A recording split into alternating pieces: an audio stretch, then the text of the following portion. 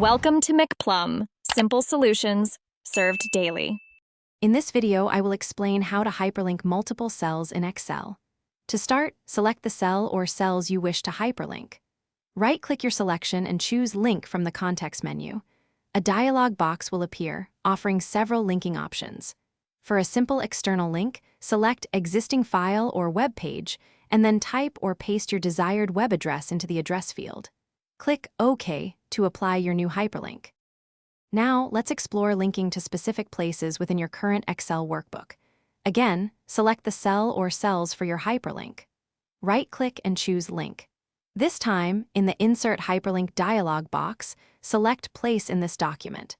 You can then choose a specific sheet name, a defined named range, or even type a precise cell reference like a one to direct users exactly where you intend. Beyond web pages, you can also hyperlink to other files on your computer or network.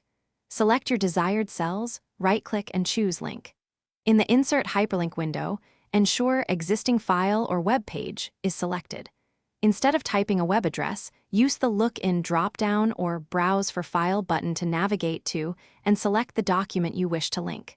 This is great for connecting related documents. Managing your hyperlinks is straightforward. To edit an existing link, simply right-click the hyperlinked cell and select Edit Hyperlink to modify its destination or display text. If you need to remove a single link, choose Remove Hyperlink from the same menu. For removing multiple links at once, select the range of cells, right-click, and look for Remove Hyperlinks or Clear Hyperlinks to quickly clean up your sheet. Thanks for watching. Stay juicy and subscribe.